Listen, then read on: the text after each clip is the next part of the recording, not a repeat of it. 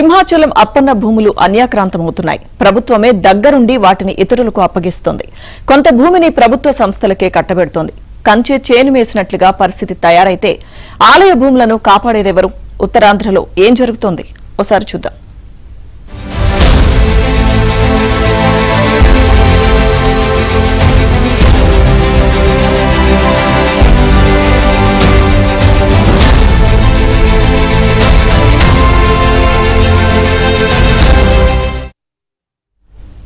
ఉమ్మడి రాష్ట్రంలోనే అత్యధిక భూములున్న దేవుడు ఎవరైనా ఉన్నారంటే ఆయన సింహాచలం వరాహ లక్ష్మీ నరసింహస్వామి.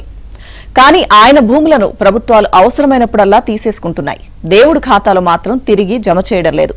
వాటిని కాపాడడంలో దేవాదాయ శాఖ అధికారుల అలసత్వంతో విలువైన భూములను కోల్పోతున్నారు. సింహాచలం భూములపై ఏబిఎన్ స్పాట్లైట్.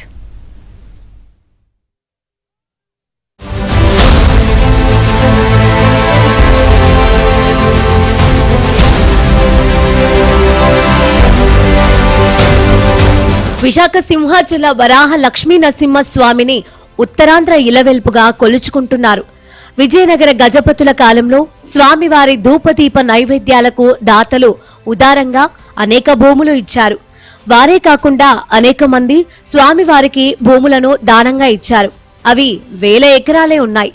స్వామివారికి ఉన్న భూములన్నీ కూడా ఆయన కొండ చుట్టూనే ఎక్కువగా కనిపిస్తాయి. నగరం కూడా సగానికి పైగా కొండ చుట్టూనే విస్తరించింది.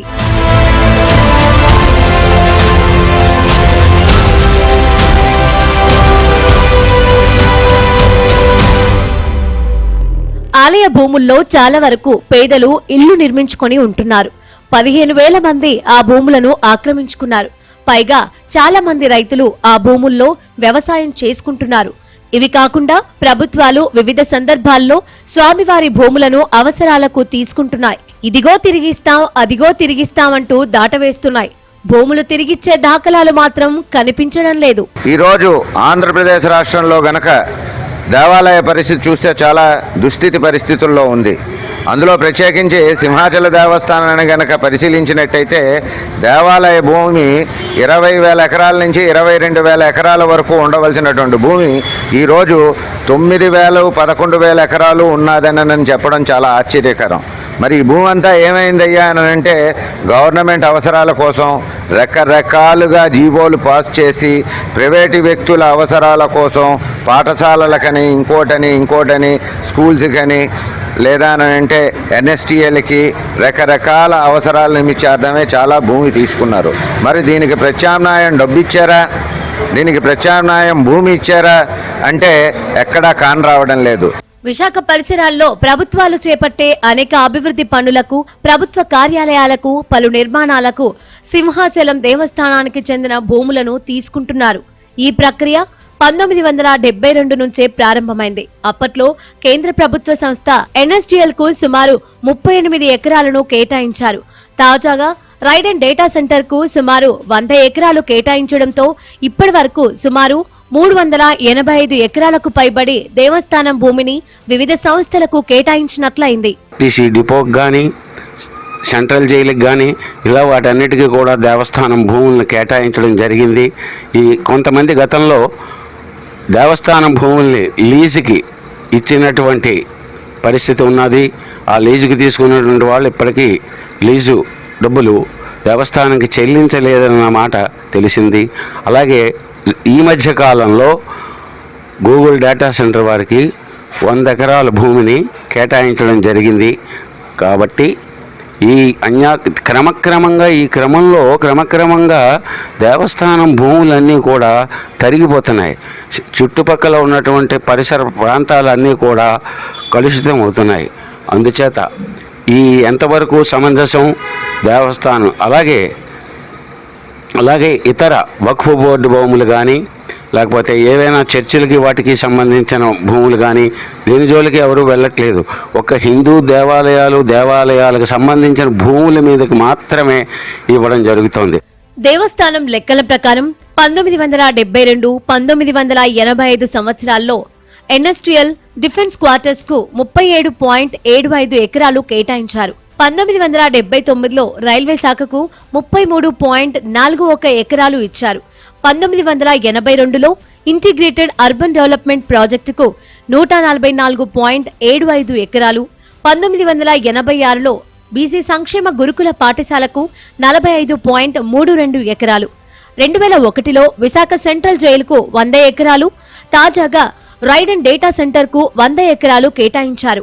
వీటితో పాటు నీటిపారుదల శాఖ కార్యాలయం, రిజర్వాయర్ నిర్మాణానికి, పబ్లిక్ హెల్త్ శాఖ వాటర్ ట్యాంక్ నిర్మాణానికి, సాంఘిక సంక్షేమ శాఖకు సంబంధించి సీతమ్మధారలో వీకస్ సెక్షన్, వెంకోజీపాలెంలో ఎస్సీ కాలనీ నిర్మాణానికి, కేంద్ర ప్రభుత్వానికి చెందిన టీవీ స్టేషన్ టవర్ ఏర్పాటుకు, వెంకోజీపాలెం నుంచి హనుమంతవాక వరకు హైవే విస్తరణకు, వేపగుంట పంచాయతీ ప్రహ్లాదపురంలో వెనుకబడిన ఇళ్ల కాలనీ నిర్మాణానికి ప్రభుత్వాలు గతంలో 284 ఎకరాలు కేటాయించాయి.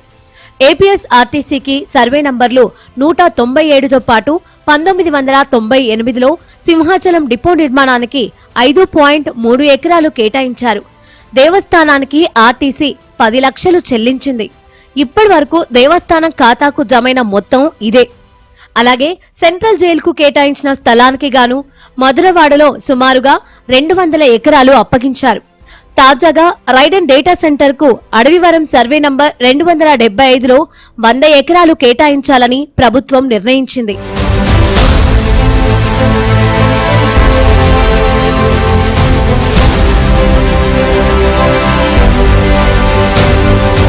దేవాదాయ శాఖ నిబంధనల ప్రకారం దేవస్థానం భూములు కేటాయించాలంటే మార్కెట్ ధర చెల్లించాలి లేదా బహిరంగ వేలం ద్వారా విక్రయించాలి. అది కాకుంటే తీసుకున్న భూమికి సరిపడా ప్రత్యామ్నాయ భూమిని తిరిగి దేవస్థానానికి బదలాయించాలి. అయితే ఈ నిబంధనల మేరకు ప్రభుత్వం ప్రత్యామ్నాయ భూములు ఇస్తామని ప్రకటిస్తున్నా వాటిని తీసుకోవడంలో దేవాదాయ శాఖ అధికారులు విఫలమవుతున్నారు. 5 దశాబ్దాలుగా పలు ప్రభుత్వ సంస్థలకు దేవాదాయ శాఖ అధికారులు వందలాది ఎకరాలు అప్పగిస్తూనే ఉన్నారు.